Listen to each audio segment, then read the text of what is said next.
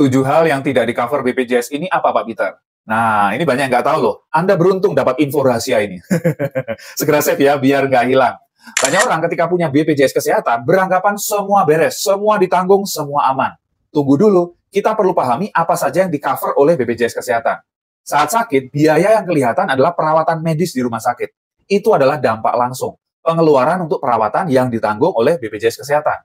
Nah, pernah lihat nggak saudara atau tetangga yang sakit berat, walaupun punya BPJS, tapi tabungan dan asetnya ludes untuk membiayai pengeluaran-pengeluaran yang disebabkan secara langsung maupun tidak langsung dari sakit yang diderita.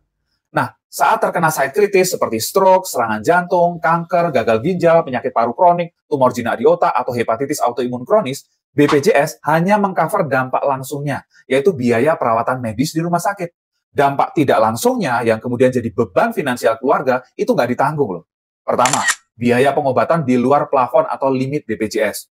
Kemenkes menerbitkan formularium nasional sebagai acuan obat yang diberikan kepada peserta BPJS. Obat di luar formularium tentu harus dibeli sendiri oleh pasien jika dibutuhkan. Kalau butuh 3 juta per bulan, setahun 36 juta. 5 tahun habis 180 juta. Kedua, biaya untuk pengobatan alternatif.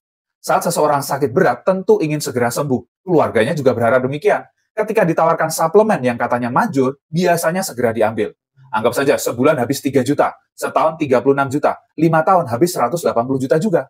Ketiga, income yang hilang karena tidak bekerja. Ketika tidak bekerja, berarti tidak ada penghasilan. Padahal pengeluaran keluarga jalan terus. Cicilan juga tidak bisa ditunda. Biaya sekolah anak harus dibayar, dan lain-lain. Harusnya fokus pemulihan, pasien malah stres dengan masalah keuangan. Misal pengeluaran keluarga 5 juta per bulan. Setahun 60 juta, 5 tahun 300 juta. Keempat, akomodasi dan transportasi. Saat dirawat di luar kota, tentu butuh biaya penginapan dan transportasi untuk pendamping. Misal butuh 50 juta. Kelima, biaya untuk bayar orang jaga anak-anak saat pasangan atau keluarga mendampingi pasien. Misal butuh 50 juta.